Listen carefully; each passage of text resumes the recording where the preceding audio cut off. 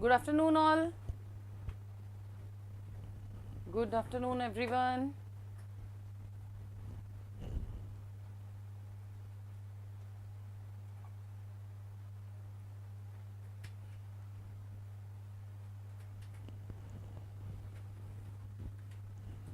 चलिए हम स्टार्ट कर रहे हैं ब्लड ग्रुप से। हमने पूरा कंपोजिशन पढ़ लिया था ब्लड का कि ब्लड में प्लाज्मा होती है और जो सॉलिड पार्ट होता है उसे हम क्या कहते हैं, हम सारे के सारे वो सारे रुधिराणु होते हैं, ब्लड सेल्स, जिनमें आरबीसी, डब्ल्यूबीसी और प्लेटलेट्स थे। पूरा कंपोजिशन पढ़ने के बाद किसका क्या काम होता है सब कुछ पढ़ने के बाद बात आती है ब्लड ग्रुप्स की, कि ब्लड ग्रुप कैसे डिफाइन किए जाते हैं, कैसे उनको पता लगाया जाता है कि कौन सा ब्लड ग्रुप किस बेस पर ब्लड ग्रुप जनरेट होता है, कैसे कि भाई कौन सा ब्लड ग्रुप है आप कैसे पता लगाओगे।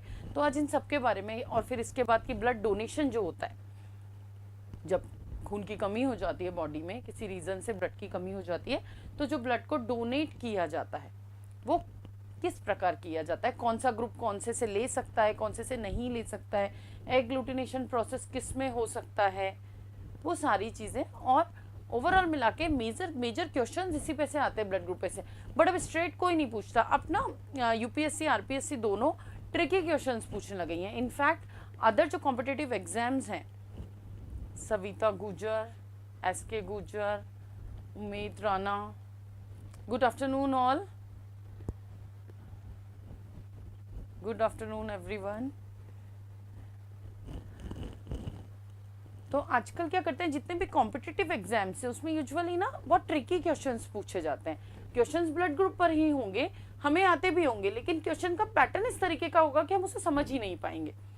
तो हमें आज ये कॉन्सेप्ट क्लियर करना है कि अगर कोई हमसे घुमाकर भी क्वेश्चन पूछ ले, जैसे एक क्वेश्चन कि भाई किसी का एक्सीडेंट हो गया, अब उसे ब्लड की ज़रूरत है, तो वो किस किस ब्लड ग्रुप से ब्लड ले सकता है।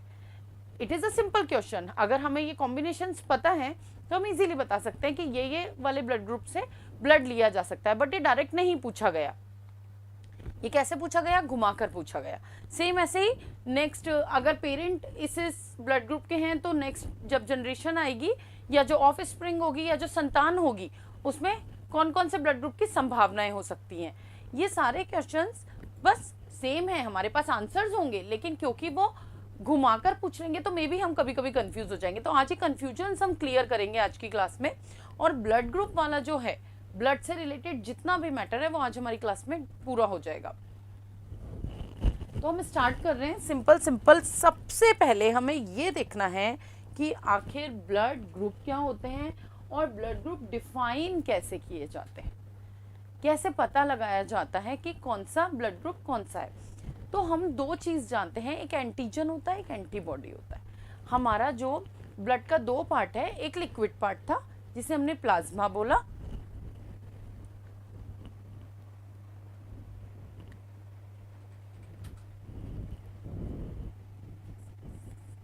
हमने क्या करा था, इस ब्लड को दो पार्ट्स में डिवाइड किया था। पहला था plasma which is a liquid part and दूसरा था सॉलिड पार्ट, ये हमने देखा था। अब सॉलिड में जो था ना, RBC red blood sales, WBC और तीसरा था प्लेटलेट्स। अब आज हम क्या देख रहे हैं, हम देख रहे हैं ब्लड ग्रुप कि कैसे डिज़ाइन होंगे ब्लड ग्रुप, कैसे डिफाइन किए जाएंगे, कैसे पता लगाया जाएगा कि इसका ब्लड ग्रुप ए है, इसका ब्लड ग्रुप बी है, इसका ए बी है, इसका ओ है। हम बहुत इजीली बोल देते हैं ये बात कि इसका ब्लड ग्रुप तो ए है, इसका ब्लड ग्रुप बी है। ब्लड टेस्ट करके कैसे क्या चीज़ टेस्ट की जाती है ब्लड ग्रुप देखने के लिए। तो जब हम ब्लड ग्रुप देखते हैं ना, तो हम ब्लड ग्रुप देखने के लिए हम आरबीसी को देखते हैं। जो हमारी आरबीसी है ना, इसको हम देखेंगे। अब आरबीसी में ऐसा क्या होता है जो ब्लड ग्रुप डिफाइन करेगा, तो वो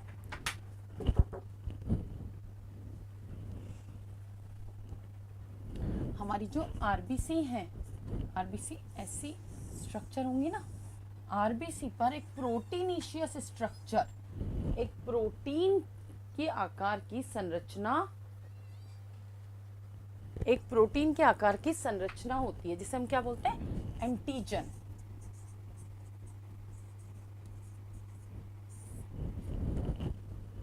एंटीजन प्रेजेंट होता है। तो ये जो एंटीजन है ना, ये डिसाइड करता है कि हमारा ब्लड ग्रुप कौन सा होगा।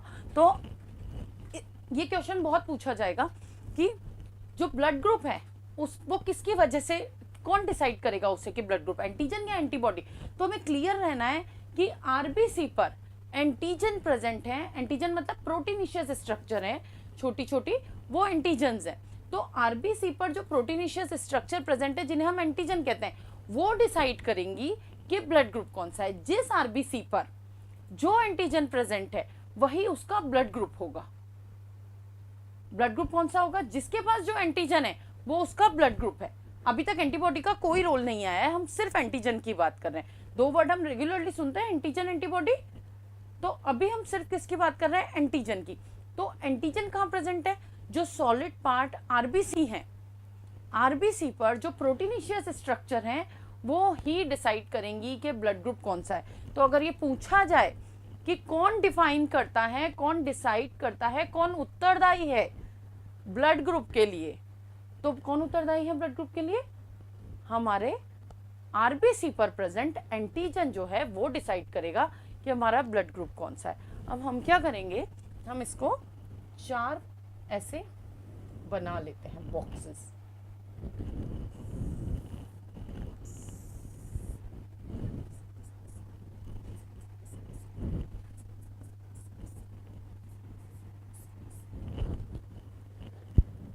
बेसिकली हमारे 4 ब्लड ग्रुप होते हैं, blood group A, blood group B, blood group A B और ब्लड ग्रुप ओ। ये 4 ही ब्लड ग्रुप हैं। तो अब कैसे डिसाइड हुआ, मैंने क्या बोला कि जो एंटीजन प्रेजेंट है वो ब्लड ग्रुप है। मान लीजिए ये आरबीसी की स्ट्रक्चर है,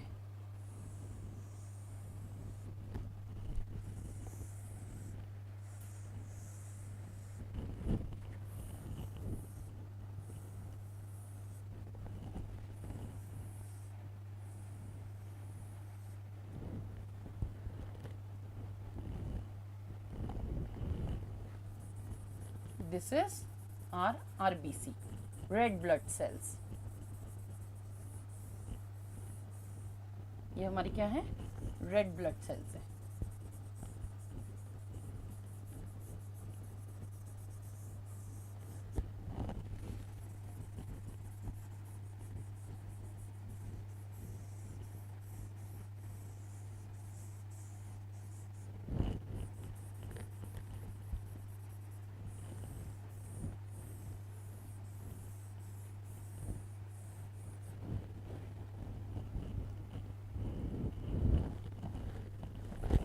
अब हमें ब्लड ग्रुप डिसाइड करना है। क्या बोला कि जो एंटीजन प्रेजेंट है वो ब्लड ग्रुप है।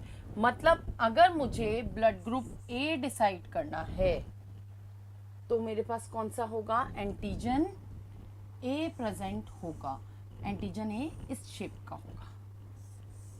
अगर इस शेप का एंटीजन प्रेजेंट है तो ये क्या है, एंटीजन ए प्रेजेंट है किस पर, आरबीसी पर। प्रोटीनिशियस स्ट्रक्चर प्रेजेंट है जो क्या डिसाइड कर रही है कि ब्लड ग्रुप कौन सा है। अगर आरबीसी पर इस तरीके की स्ट्रक्चर प्रेजेंट है तो ये ब्लड ग्रुप कौन सा है, ये ब्लड ग्रुप ए है। क्योंकि ये कौन सा एंटीजन कैरी कर रहा है, ये एंटीजन ए कैरी कर रहा है। अब सेम ऐसे ही मैं इधर बात करती हूँ बी ब्लड ग्रुप की। तो अगर ऐसी स्ट्रक्चर आरबीसी पर प्रेजेंट है ना तो वो ब्लड ग्रुप बी होगी। क्योंकि ये एंटीजन कौन सा है, एंटीजन बी है। ये जो शेप है ये एंटीजन बी की शेप है, ये एंटीजन ए की शेप है। एंटीजन ए और एंटीजन बी, तो ये ब्लड ग्रुप कौन सा हो गया, बी हो गया। तो अभी हमने 2 ब्लड ग्रुप देख लिए। अगर केवल एंटीजन ए प्रेजेंट है तो ब्लड ग्रुप कौन सा है, ए ब्लड ग्रुप है। अगर केवल एंटीजन बी प्रेजेंट है तो ब्लड ग्रुप कौन सा है, बी है।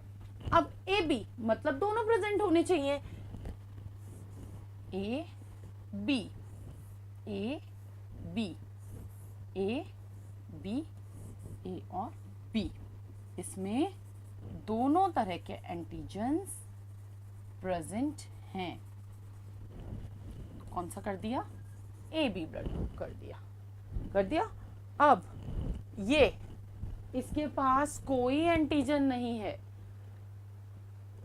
ही नहीं, मतलब इसकी जो आरबीसी की जो बाहर की लेयर है, इस पर कोई प्रोटीन स्ट्रक्चर जिसे हम एंटीजन कहेंगे वो नहीं दिखती, ये पूरी गोल और चिकनी नजर आएगी एकदम। तो मैं इसको क्या बोल सकती हूँ, जीरो होता है ना, जीरो है, इसके पास कुछ नहीं है, तो मैं इसे ओ बोल दूं, तो हम इसे ओ बोल देंगे। तो हमें ये चीज क्लियर हुई कि जिसके पास जो एंटीजन है, कहाँ पर, आरबीसी पर, ये रेड ब्लड सेल्स बनाई ना हमने, तो आरबीसी पर जो एंटीजन प्रेजेंट है वो उसका ब्लड ग्रुप है। तो ओवरऑल मिला के ब्लड ग्रुप को किसने डिफाइन करा, जो एंटीजन प्रेजेंट है उसने डिफाइन करा। तो blood group A, blood group B, blood group A B और ब्लड ग्रुप ओ। बहुत सिंपल सी चीज है, कितना सिंपल है, समझ आ गया। लेकिन जब भी हम ब्लड चढ़ाने की बात करते हैं तो हम क्या देखते हैं, हमें हमेशा देखना पड़ता है कि सही ब्लड ग्रुप चढ़े, अदरवाइज क्या होगा, एग्लूटिनेशन हो जाएगा, रक्त आपस में उलझ के रक्त की कणिकाएं जम जाएंगी और नर्व्स में ही ब्लड क्लॉट हो जाएगा, यही होगा।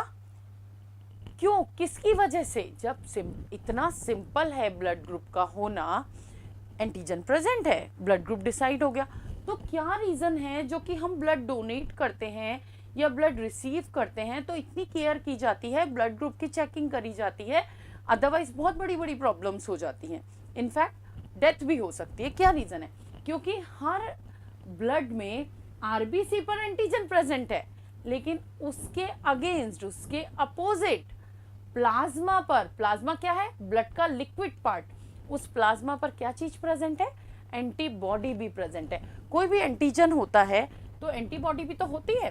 तो अब हम देखते हैं एंटीजन की जब हम बात करते हैं तो हम एंटीबॉडी की भी बात करते हैं। एंटीबॉडी भी क्या होता है, स्पेशल टाइप के प्रोटीन्स होते हैं जो कि हमारी बॉडी में अगर कोई पैथोजन, कोई एंटीजन एंटर करे तो उसके लिए रिएक्ट करते हैं और उसको मार देते हैं। यही होता है।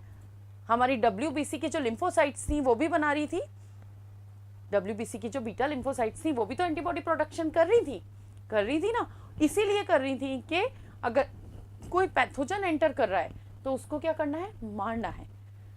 तो अब एंटीजन के अगेंस्ट ब्लड में, एंटीजन तो कहाँ प्रेजेंट है, आरबीसी पर। अब आरबीसी तो क्या हो गया, सॉलिड पार्ट हो गया, लेकिन जो लिक्विड पार्ट है प्लाज्मा, उसमें बहुत सारे प्रोटीन घुले हुए हैं। तो उसमें ग्लोबिन प्रोटीन भी घुला हुआ है, एल्ब्यूमिन प्रोटीन भी घुला हुआ है, फाइब्रिनोजन भी है, सब कुछ है ना उसमें, बहुत सारे प्रोटीन है, क्योंकि उसका नेचर भी प्रोटीनिशियस है, उसमें इतने प्रोटीन है। तो वहां पर ना एंटीबॉडी भी प्रेजेंट है, एंटीबॉडी भी प्रोटीन स्ट्रक्चर होती है। तो अब सोच के देखिए, अगर एंटीबॉडी की स्ट्रक्चर दो तरीके की होती है, ये दो तरीके की एंटीबॉडी है, दिस इज एंटीबॉडी की एक बेसिक स्ट्रक्चर है, ये ऐसा वाई के आकार की होती है एंटीबॉडी। अब मेरे पास अगर ब्लड ग्रुप में दो तरह की एंटीबॉडीज प्रेजेंट है मेरे पास, ये और ये, एक जो राउंड है और एक जो, अब ये एंटीबॉडी ए है और ये एंटीबॉडी बी है। क्लियर? एंटीबॉडी ए कौन सी है,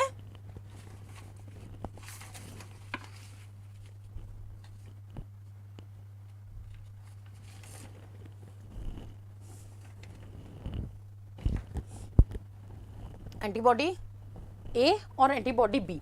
हम एंटीजन को कैपिटल से और एंटीबॉडी को स्मॉल से डिनोट करते हैं। अब ब्लड में दो तरीके की, प्लाज्मा में दो तरीके की एंटीबॉडी प्रेजेंट है। हमें क्या देखना है, हमें ये देखना है अगर ये ब्लड ग्रुप ए है और अगर इसमें एंटीबॉडी बी आ जाती है तो ये रिएक्शन कर लेगी। कैसे? क्योंकि देखिए जो इसका शेप है और जो इसका शेप है वो कॉम्प्लीमेंट्री है। अगर यहाँ पर ये वाली आ जाए तो ये ऐसे करके फंस जाएगी ना,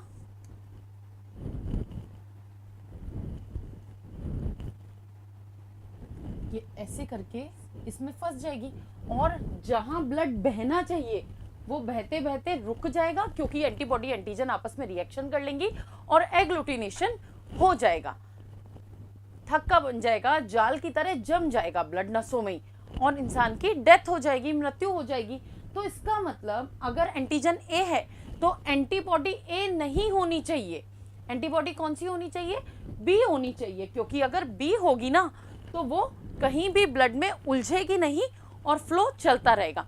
तो हमेशा ये चीज याद रखनी है कि अगर आरबीसी पर एंटीजन ए होता है तो प्लाज्मा में एंटीबॉडी बी प्रेजेंट होती है, अपोजिट प्रेजेंट होती है। क्यों? जिससे कि एग्लूटिनेशन ना हो और ब्लड फ्लो चलता रहे, उलझे नहीं ब्लड की कोशिकाएं एक दूसरे में। तो यहां अब हमें क्या दिखाई दिया, कौन सी आई,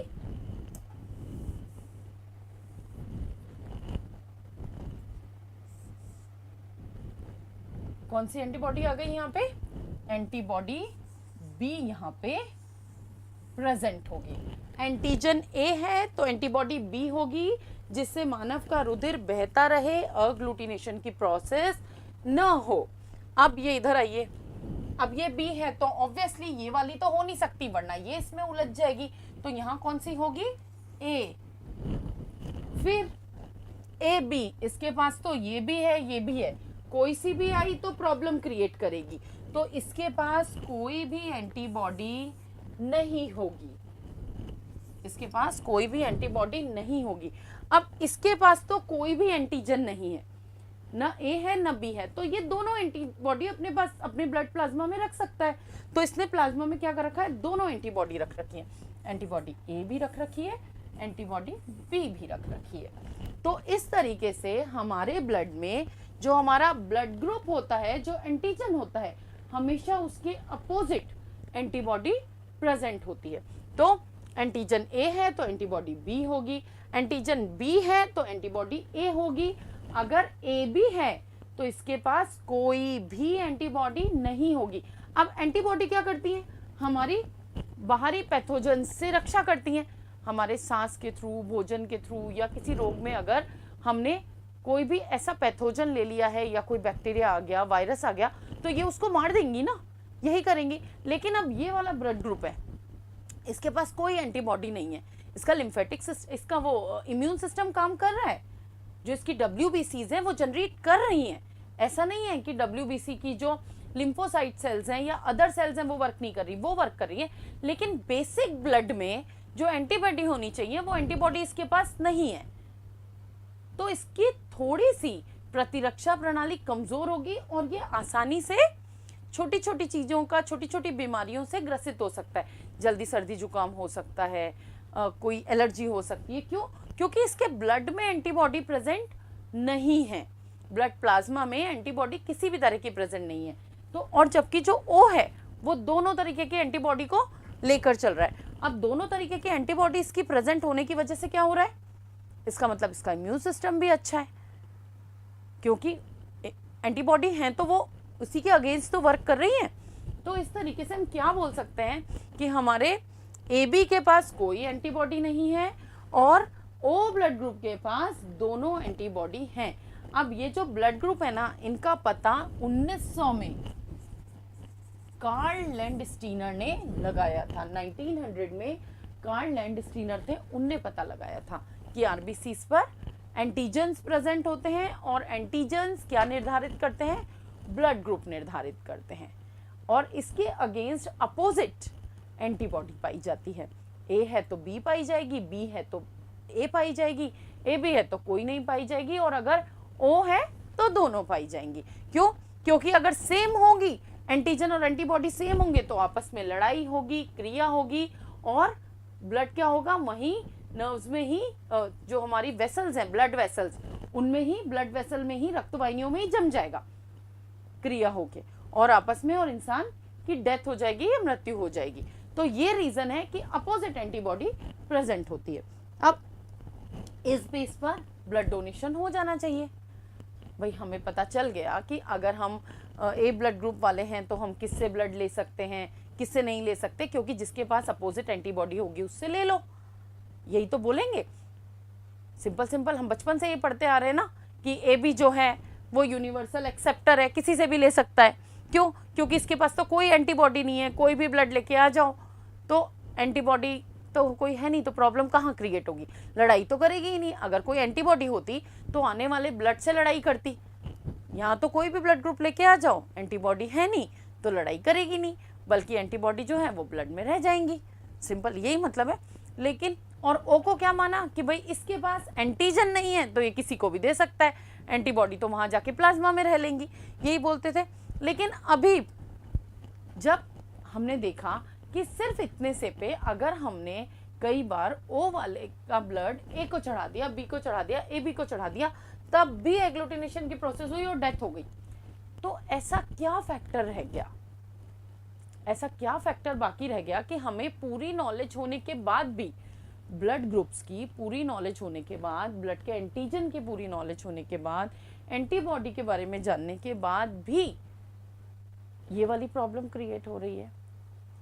तो यही कार्ल लैंडस्टीनर और वीनर ने दोबारा से एक और एंटीजन देखा। उसने ये एंटीजन किसमें देखा? उसने ये एंटीजन देखा रीसस मंकी, जो लाल मुंह के बंदर होते हैं ना, जो बहुत ज्यादा आतंक मचा के रखते हैं, उनके ब्लड में क्या देखा कि एक और टाइप का एंटीजन, ए बी तो प्रेजेंट है, दैट्स डिफरेंट, बट एक और टाइप का एंटीजन प्रेजेंट है जिसकी शेप ना कुछ इस तरीके की है, इस तरीके की शेप वाला चौकोर सा ऐसा रेक्टेंगल आयताकार सा एक एंटीजन और प्रेजेंट है। अब क्योंकि ये एंटीजन रीसस मंकी में मिला, किस में मिला? रीसस मंकी में, तो उन्होंने क्या करा, इसको RH फैक्टर का नाम दे दिया। किसका नाम दे दिया? कार्ल लैंडस्टीनर और वीनर ने जब दोबारा से, क्योंकि अभी भी प्रोसेस जो ब्लड डोनेशन की प्रोसेस थी वो प्रॉपर नहीं हो रही, तो जब नहीं हो रही तो क्या करना पड़ेगा, और ज़्यादा जानकारी देखनी पड़ेगी ना कि अभी भी नहीं हो रहा भाई, क्या करें। तो जब उन्होंने देखा तो उन्होंने क्या देखा, 1940 में उन्होंने दोबारा से देखा कि एक 1900 में तो ब्लड ग्रुप की पहचान हो गई, 1940 में वीनर व लैंडस्टीनर ने दोबारा से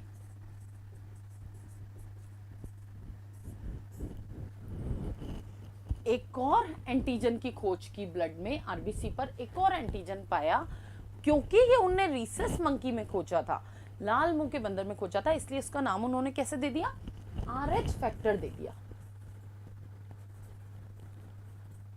RH फैक्टर या RH कारक, इसको नाम दे दिया। अब ये किस तरह काम करता है? अगर किसी में, अब देखो जैसे ये A है, A के साथ ही देखिए अगर ये प्रेजेंट है तो ये कैसे कह देंगे हम? जिसमें ये प्रेजेंट है उसे हमने पॉजिटिव बोला, RH पॉजिटिव बोला, और जिसमें ये प्रेजेंट नहीं है उसे हमने RH नेगेटिव बोला। मतलब ह्यूमंस में भी कुछ में ये वाला एंटीजन प्रेजेंट था और कुछ में ये एंटीजन प्रेजेंट नहीं था। मोस्टली में ये एंटीजन प्रेजेंट होता है। RH नेगेटिव लोग मुश्किल से 5% है पूरे वर्ल्ड में, अगर हम देखते हैं तो 95% लोगों में ये RH फैक्टर प्रेजेंट है। तो जिनमें ये प्रेजेंट है, अब उनको डोनेट करना, उनको बताना जरूरी था कि किस तरीके से हम देखें। तो हमने उस ब्लड ग्रुप को कैसे नाम दे दिया कि अगर प्रेजेंट है तो हम पॉजिटिव लगा देंगे और अगर नहीं है प्रेजेंट तो हम उसे नेगेटिव लगा देंगे। तो अब ए ब्लड ग्रुप था, अगर ए एंटीजन के साथ ही RH वाला इस तरीके का एक और एंटीजन प्रेजेंट था तो हमने ब्लड ग्रुप को क्या बोल दिया? ए पॉजिटिव बोल दिया, ठीक है। और अगर प्रेजेंट नहीं था तो हमने उसको क्या बोल दिया? ए नेगेटिव बोल दिया। कैसे? मान लीजिए ए पॉजिटिव की बात करें तो ये ए ब्लड ग्रुप है, ये आरबीसी ए हुई। अब इस पे ये तो प्रेजेंट होना ही है क्योंकि ये ए ब्लड ग्रुप है, तो एंटीजन ए तो प्रेजेंट है लेकिन पॉजिटिव लगा हुआ है, इसका मतलब ये भी RH फैक्टर भी यहाँ प्रेजेंट होगा ही सही। अब वहीं अगर मैं ए नेगेटिव की बात करूं तो ए नेगेटिव में क्या होगा? सिर्फ और सिर्फ एंटीजन ए प्रेजेंट है, सिर्फ और सिर्फ क्या प्रेजेंट है? एंटीजन ए प्रेजेंट है। इसमें ये वाला फैक्टर, ये वाला एंटीजन प्रेजेंट नहीं है। तो ये जो RH फैक्टर है ना, ये भी एक तरीके का फैक्टर ही है। तो कौन कौन, ये भी एक तरह का एंटीजन ही है। तो अभी आरबीसी पर कौन कौन से एंटीजन मिल गए हमें? 3 तरह के एंटीजन मिल गए हमें। पहला एंटीजन हमें कौन सा मिला? ए, एंटीजन ए। दूसरा कौन सा मिला? एंटीबॉडी, ओ सॉरी एंटीजन बी। और तीसरा कौन सा मिला? ये RH फैक्टर। तो ये 3 तरह के एंटीजन है। अब इनके बेस पर हमारे ब्लड ग्रुप डिफाइन हुए। कैसे डिफाइन हुए? A plus A minus. B plus B minus, A B plus A B minus और ओ प्लस ओ माइनस। अब हमने क्या देखा कि ये एक ऐसा ब्लड ग्रुप है जिसके पास तीनों तरह के एंटीजन प्रेजेंट है। इसके पास एंटीजन ए भी प्रेजेंट है, इसके पास एंटीजन बी भी प्रेजेंट है और इसके पास RH फैक्टर भी प्रेजेंट है। तीनों एंटीजन प्रेजेंट है। इसका मतलब हमने क्या बोला था, जब हमारा ब्लड हम जब ब्लड किसी को डोनेट करें या जो ब्लड को एक्सेप्ट कर रहा है, जब हम ब्लड डोनेशन करते हैं ना, ब्लड डोनेशन कब किया जाता है, किसी भी रीजन से शरीर में अगर खून की कमी हो जाए तो किसी दूसरे का खून चढ़ा लिया जाता है, किसी दूसरे से ब्लड ले लिया जाता है, तो वो ब्लड डोनेशन कहलाता है। अब इसमें क्या होगा, जो ब्लड देने वाला है वो कौन होता है, डोनर होता है, यानी कि दाता होता है, रक्त दाता होता है। लेकिन जो एक्सेप्ट करने वाला होता है वो कौन होता है, ब्लड एक्सेप्टर होता है, यानी ग्राही होता है। तो इसमें क्या देखा जाता है, जब भी ब्लड डोनेट किया जाएगा तो मेन क्या देखा जाएगा, एंटीजन को ध्यान में रखा जाएगा। किस चीज को ध्यान में रखा जाएगा, एंटीजन को ध्यान में रखा जाएगा कि भाई जब ब्लड आ रहा है तो उसके पास अपोजिट एंटीजन नहीं होना चाहिए, एंटीजन क्या हो, सेम एंटीजन वाला ब्लड आ जाए या फिर ओ से आ जाए, क्योंकि ओ के पास कोई एंटीजन नहीं है। यही तो देखेंगे कि एंटीजन ए को एंटीजन ए का ही ब्लड चढ़ाओ और उसके साथ ओ का चढ़ा दो, क्योंकि ओ के पास कोई एंटीजन नहीं है तो वो भी काम कर लेगा, लेकिन कोई और एंटीजन एंटर नहीं करना चाहिए, वरना क्या होगा, एंटीबॉडी ऑलरेडी ब्लड में प्रेजेंट है। अगर मान लीजिए हम बात कर रहे हैं सिर्फ ए की, अभी जब ब्लड डोनेट करेंगे तब के लिए, तो जब मैं ए की बात करती हूँ तो मैं क्या देखती हूँ कि अगर इसमें एंटीबॉडी कौन सी प्रेजेंट है, बी प्रेजेंट है, तो बी एंटीबॉडी ऑलरेडी यहां पर प्रेजेंट है।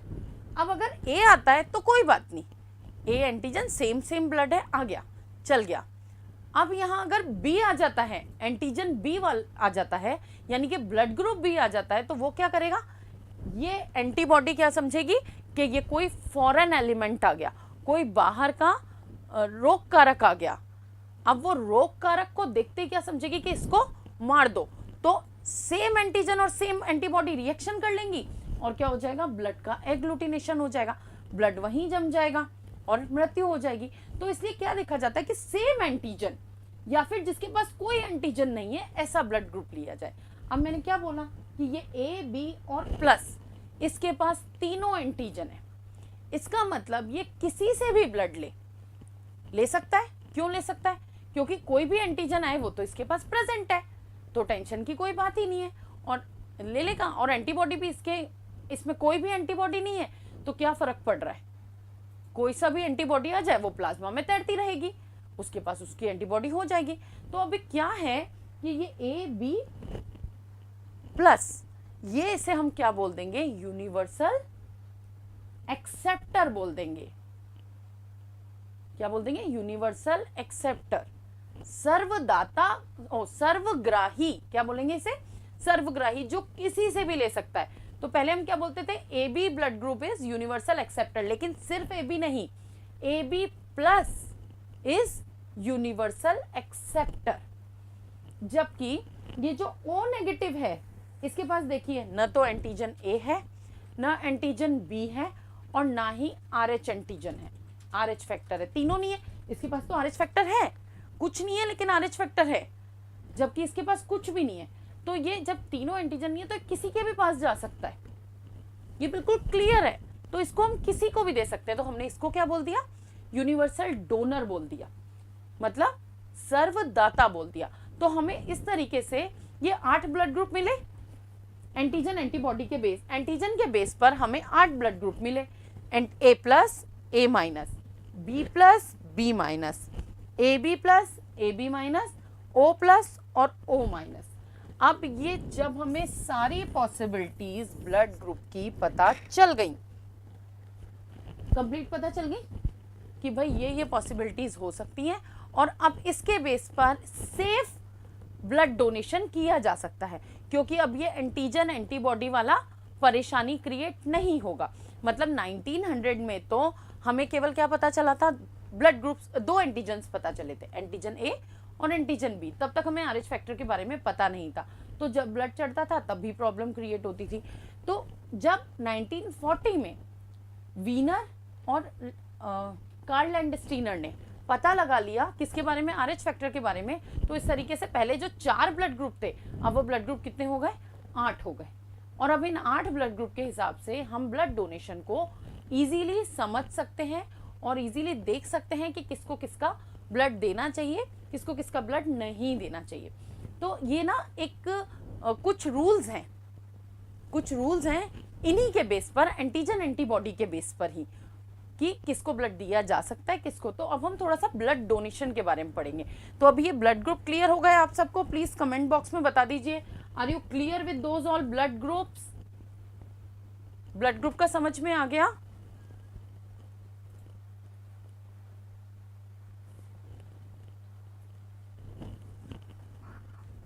चलिए, जब हमें चारों तरह के ब्लड ग्रुप समझ आ गए हैं तो अब हम इजीली ब्लड डोनेशन के बारे में समझ सकते हैं कि ब्लड डोनेशन कैसे होना चाहिए।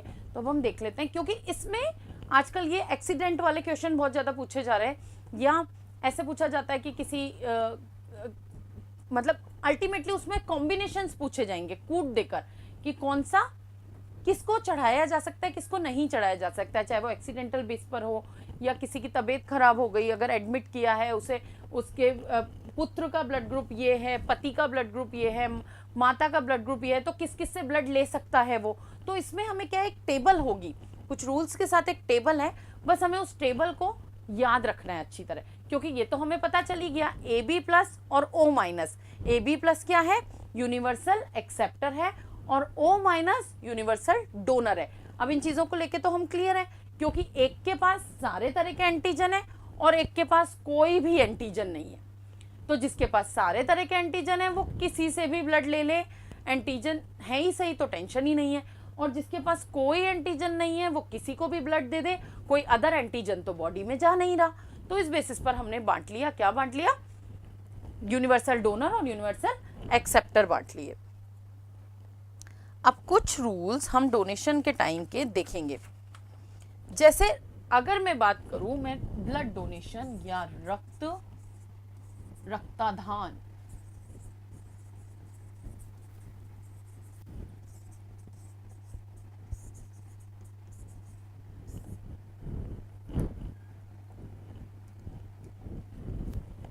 अब मैं ये ब्लड डोनेशन की बात करती हूँ, तो क्या बताया मैंने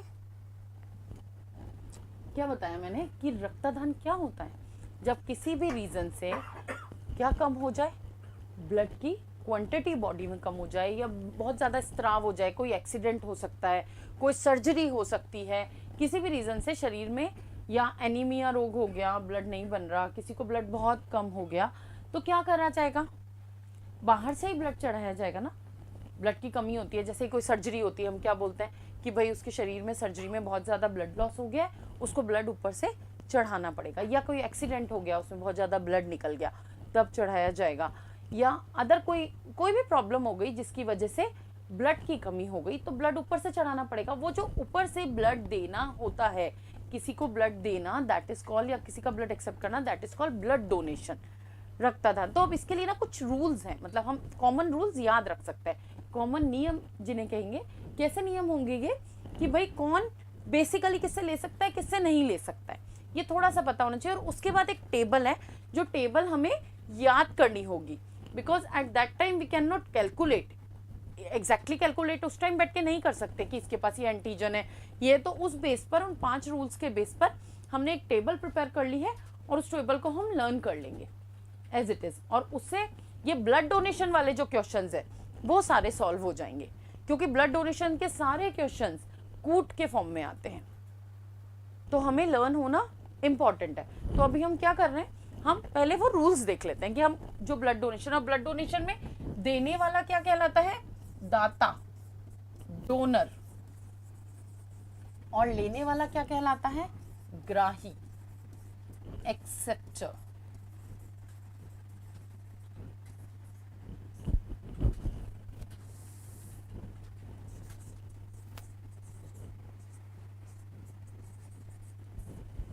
जो ब्लड दे रहा है वो डोनर है, और जो ब्लड ले रहा है वो क्या है, एक्सेप्टर है।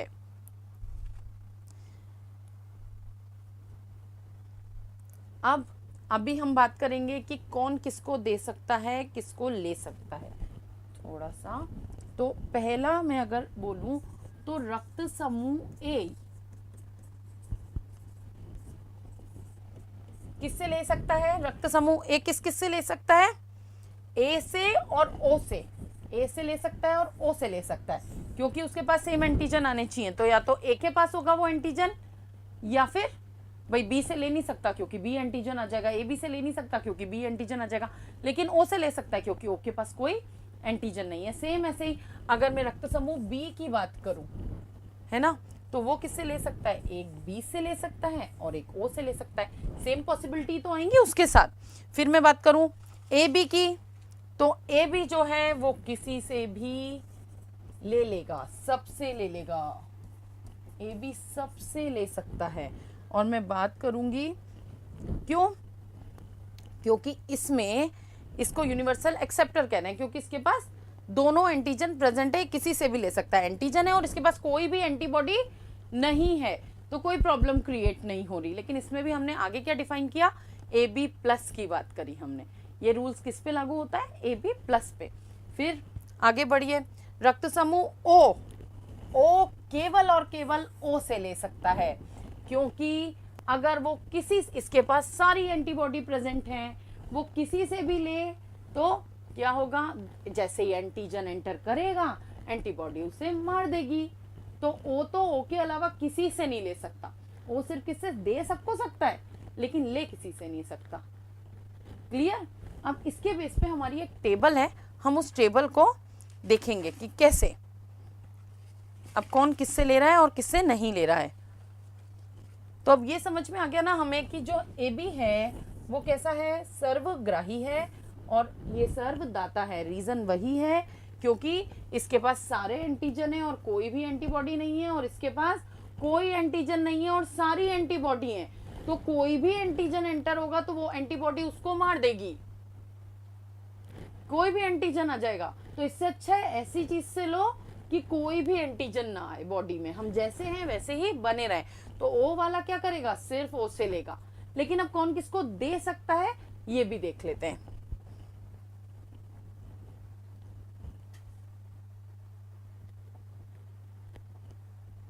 अब दिस इज अ टेबल किसकी? गिव और रिसीव की, कि कौन किसे दे सकता है और किससे ले सकता है। तो इस टेबल को ना हमें याद रखना पड़ेगा, क्योंकि द सेम टाइम कैलकुलेट करना थोड़ा डिफिकल्ट होगा, इसलिए हम थोड़ा याद रखते हुए चलेंगे।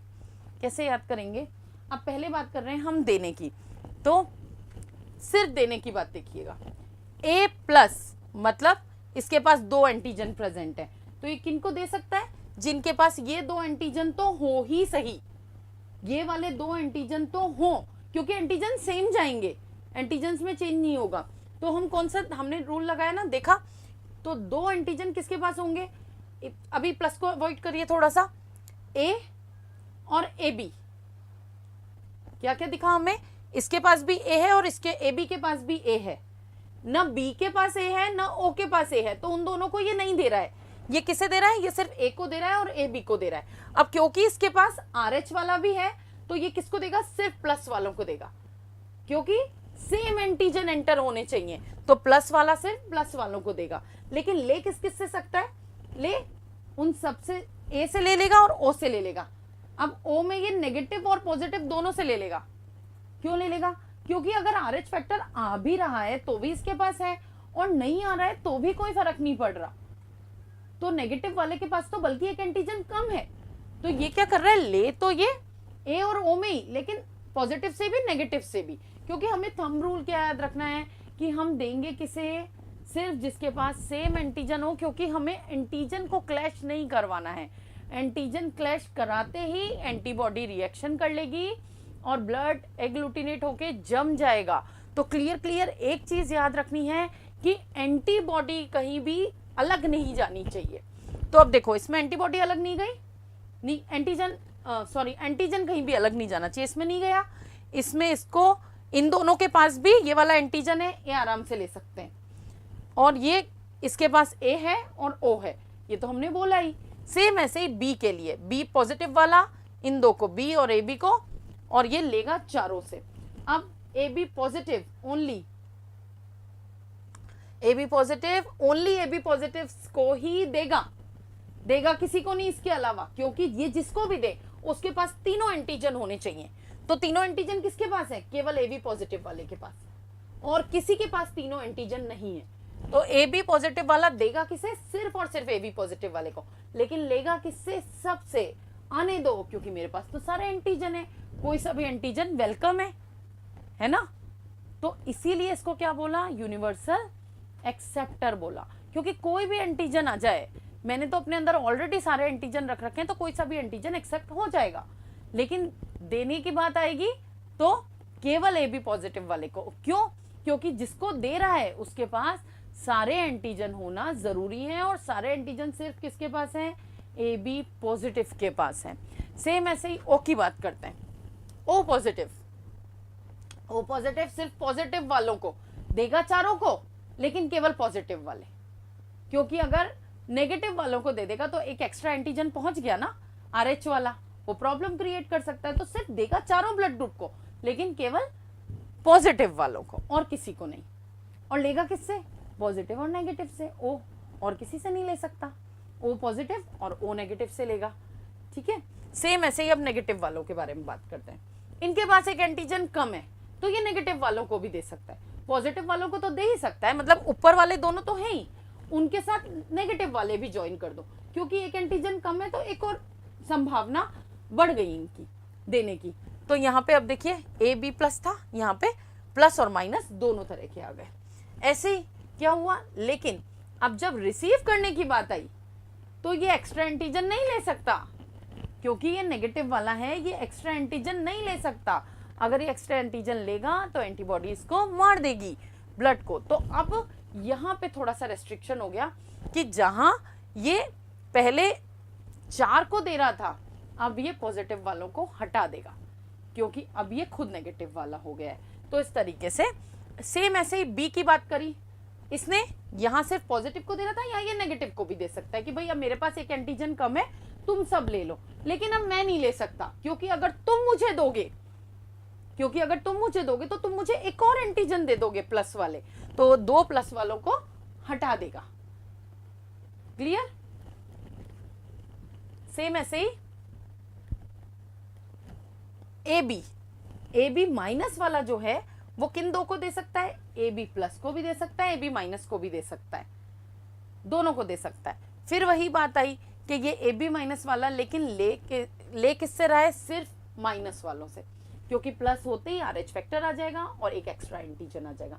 अब यहाँ पर ओ नेगेटिव सबको दे सकता है, तो उसको क्या बोलेंगे?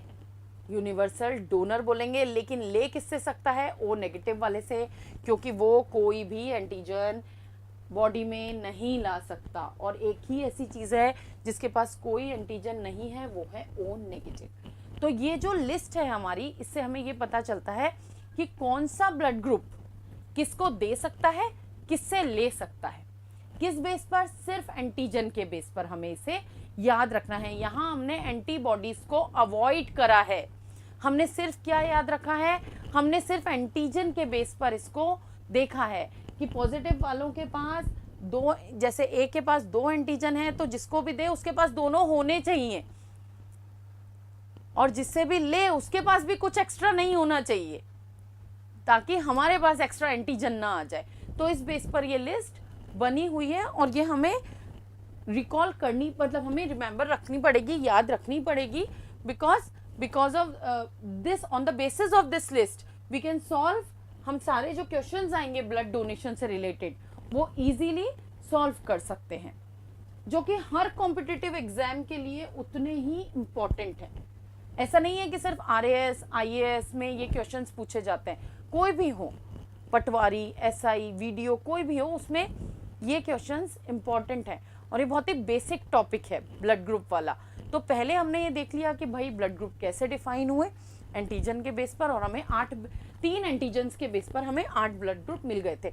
अब ये जो 8 ब्लड ग्रुप हैं, ये किनको दे सकते हैं, किन से ले सकते हैं, ये भी हमने किसके बेस पर देखा है? सिर्फ एंटीजन के बेस पर, क्योंकि जो एंटीजन बॉडी में प्रेजेंट है केवल उसी एंटीजन का ब्लड लिया जा सकता है।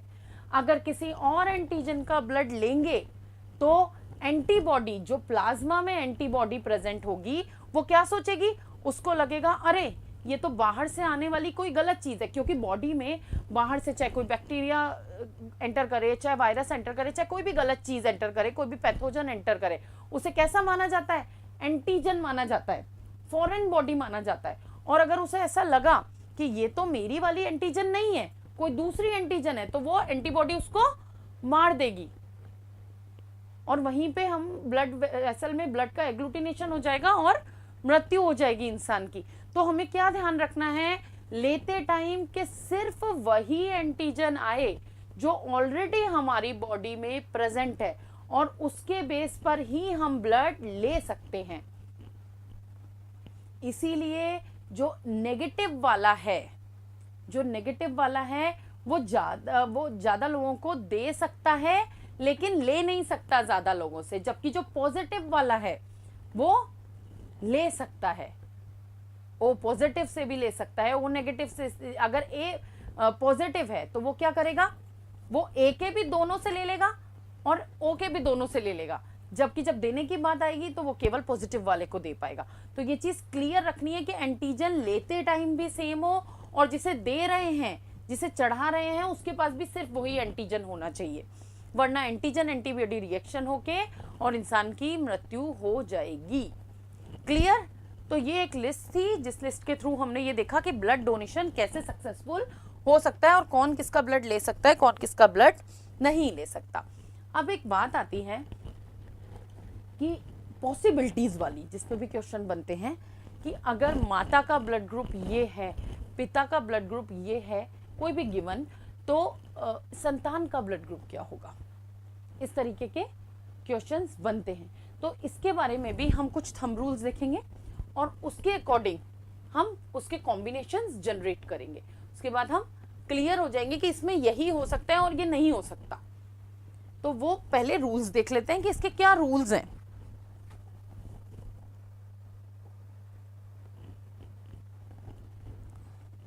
ये 5 रूल्स हैं। इन 5 रूल्स के बेस पर ही हम क्या बनाएंगे, सारे कॉम्बिनेशन बनाएंगे नेक्स्ट जनरेशन के ऑफ स्प्रिंग्स के, कि माता पिता का ब्लड ग्रुप क्या हो, उसके अकॉर्डिंग संतान का ब्लड ग्रुप क्या होगा, ऑफ स्प्रिंग का ब्लड ग्रुप क्या होगा। उसके लिए हम ये 5 रूल्स अपने दिमाग में रखेंगे, हमेशा ऐसे ही करना है कि जब ए, यदि माता ए है, पिता बी है, या उल्टा भी हो सकता है, पिता ए है और माता बी है, कुछ भी, तो जो बच्चा होगा वो किसी भी ब्लड ग्रुप का हो सकता है, वो ए हो सकता है, बी हो सकता है, ए बी हो सकता है, ओ हो सकता है, कोई भी हो सकता है। अगर ये वाला रूल हम इस पर लगाते हैं, अगर हम ये वाला ब्लड ग्रुप रूल लगाते हैं कि एक पेरेंट तो ए है और एक पेरेंट बी है, तो जो बच्चा है वो चारों ब्लड ग्रुप में किसी का भी हो सकता है। फिर बात कर रहे हैं हम ए बी और अदर, मतलब अगर ए बी है, एक चीज बिल्कुल अच्छे से याद रखिएगा, ए बी और ओ दो कभी साथ नहीं आएंगे, कभी भी आपको ए बी और ओ मतलब दुश्मन है ये एक दूसरे से, ए बी और ओ अगली जनरेशन में कभी भी साथ नहीं आएंगे।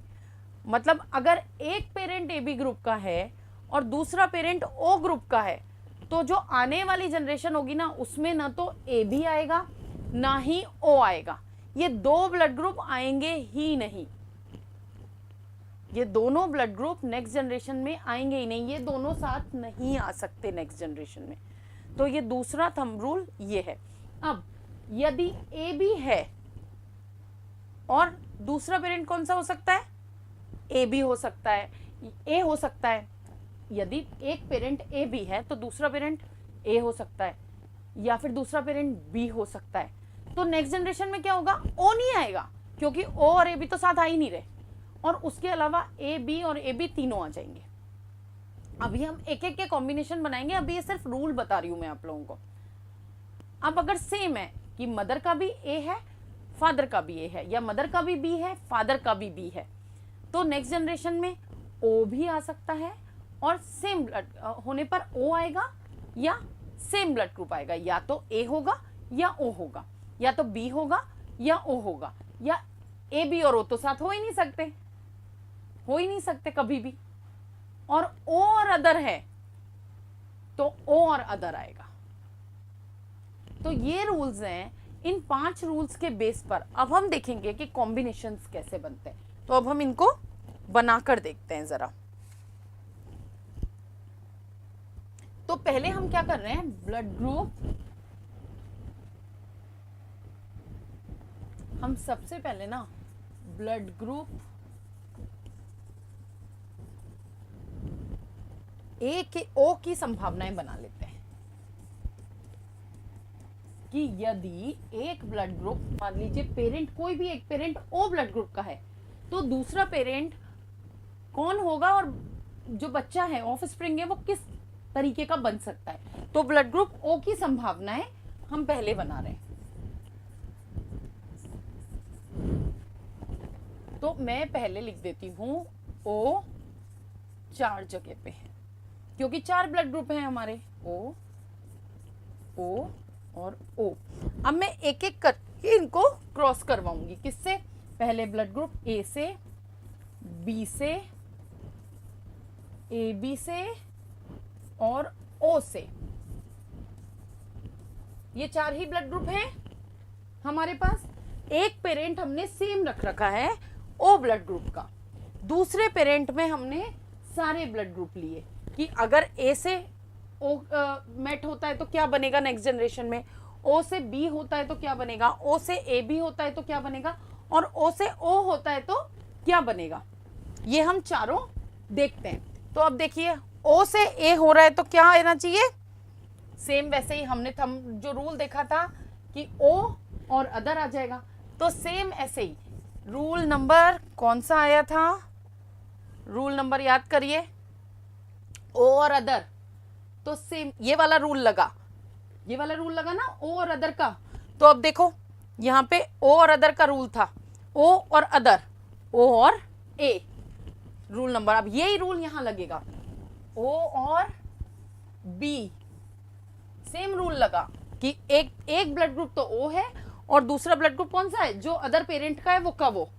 फिर ऐसे ही बी के लिए लगा, एक तो ओ है, दूसरा कौन सा है, जो अदर पेरेंट का है वो का वो। अब ओ और ए बी साथ आ गए, ओ और ए बी के साथ आते ही क्या हो गया, अगली जनरेशन में ओ और ए बी की लड़ाई है, वो दोनों एक साथ नहीं आएंगे कभी।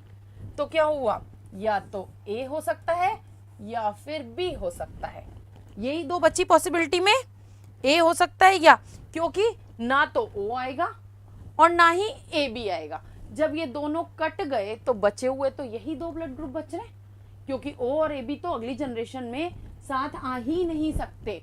कौन सा रूल था देखना, this is rule number this, O और ए बी साथ नहीं हो सकते, तो बचे हुए जो 2 ब्लड ग्रुप हैं वो आ गए। अब ओ और ओ तो क्या बना, ओ और ओ, सोचिए कौन सा रूल लगेगा, सेम एंड सेम होने पर ओ और सेम, क्लियर। इसमें ये रूल भी लगा सकते हैं, इसमें ये वाला भी लगा सकते हैं, दोनों में से कोई भी रूल हम लगाएंगे तो अल्टीमेटली हमें सिर्फ एक ब्लड ग्रुप मिल रहा है ओ, ना हमें ए मिलेगा, ना बी मिलेगा, ना ए बी मिलेगा। तो इस तरीके से अगर एक पेरेंट ओ है और दूसरा पेरेंट ए है तो ओ ए मिलेगा, एक ओ है दूसरा बी है तो ओ बी मिलेगा, एक ओ है और तीसरा ए बी है तो ए बी मिलेगा, और चौथा ओ है और ओ है तो ओ मिलेगा।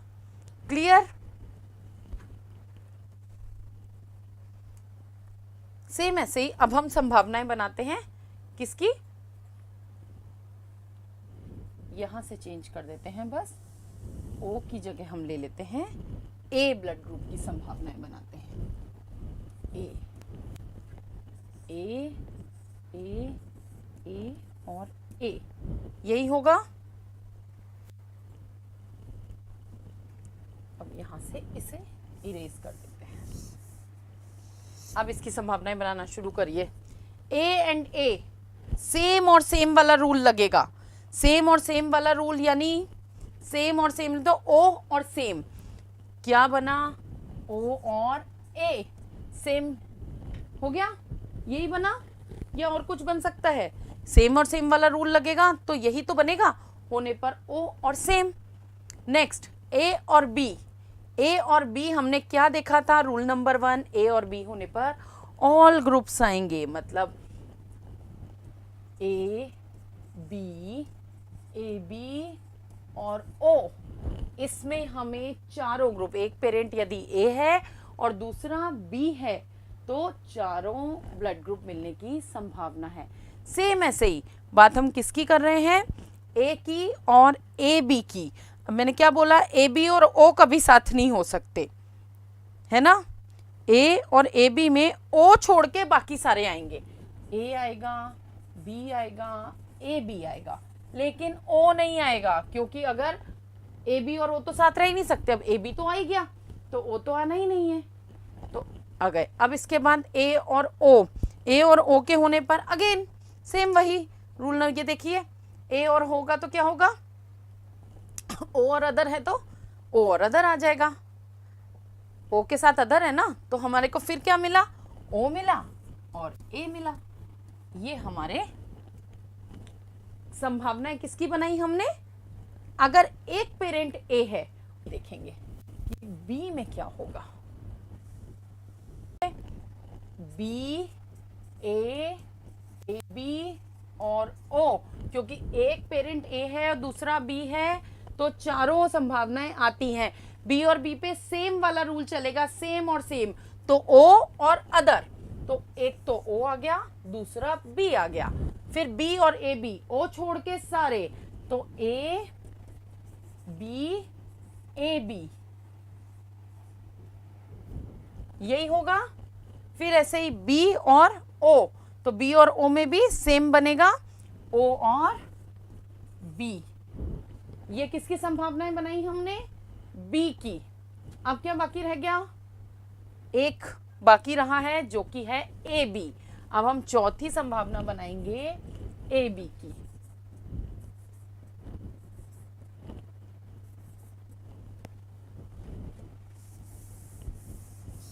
अब इसमें लगेंगे डिफरेंट, थोड़ा सा रूल्स अलग लगेंगे इसमें, क्या मतलब रूल्स वही लगेंगे। यहाँ हमने A और B में तो एक जैसा लग रहा था, अब यहाँ देखते हैं क्या होगा। AB को A से मिलाना है, फिर कौन कौन से हुए? AB को A से जब हमने मिलाया तो हमने क्या देखा कि O छोड़ के सारे, फिर वही AB आ रहा है इसलिए O नहीं आएगा, तो A आएगा, B आएगा और AB आएगा, लेकिन O नहीं आएगा। अगेन AB और O, फिर से वही संभावनाएं, वही तो बनी, A आएगा, B आएगा और AB आएगा, लेकिन O नहीं आएगा, क्योंकि O तो साथ में रह ही नहीं सकता। AB और AB सेम है ना, AB और AB जब आए तो इसमें कौन सा रूल हमने लगाया? सेम एंड सेम, लेकिन O तो आ ही नहीं सकता, नहीं आ सकता, तो ये वाला रूल तो नहीं लग सकता। सेम और सेम वाला रूल अगर मैंने लगाया तो O और सेम, लेकिन O तो आ ही नहीं सकता क्योंकि ये AB है, तो मैं इसमें कौन सा रूल लगाऊंगी? मैं इसमें AB और अदर वाला रूल लगा सकती हूँ। कौन सा रूल लगाऊंगी मैं? इसमें AB और अदर वाला रूल लगा लूंगी, ये वाला रूल लगा लेती हूँ मैं, तो इस वाले रूल से मुझे AB और दोनों अदर मिल जाएंगे।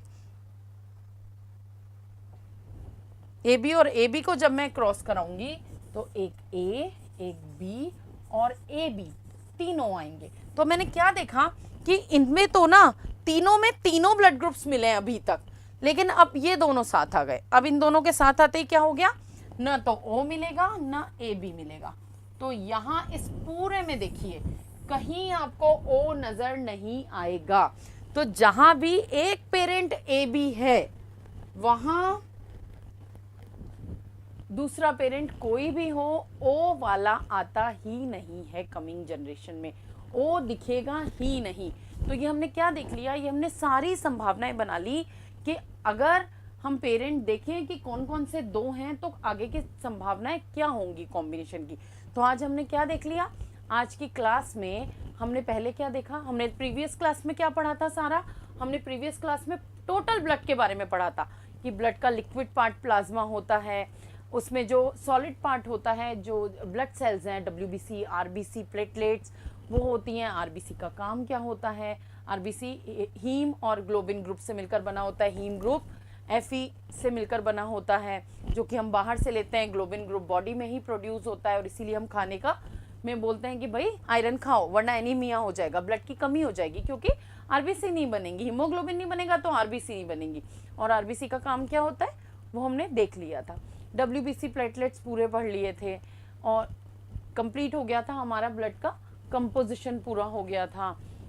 प्लाज्मा का पूरा कंपोजिशन पढ़ा था। आज की क्लास में ब्लड कैसे, ब्लड ग्रुप्स कैसे दिखाए, मतलब बनाए जाते हैं, उसके बाद कैसे ब्लड को देना है दूसरे को, ब्लड डोनेशन के बारे में, कौन कौन से ब्लड ग्रुप कौन कौन सा दे सकते हैं, या कभी कोई ऐसी परिस्थिति आ जाए तो कैसे पता लगाएं कि किसको ब्लड देना चाहिए, किससे लेना चाहिए, ये हमने पूरा देख लिया है। रेस्ट हमने, क्योंकि क्वेश्चंस आने वाली जनरेशन के संभावनाओं पर भी बनती है ब्लड ग्रुप पर, तो उसके भी चारों कॉम्बिनेशन थंब रूल्स के साथ हम देख चुके हैं।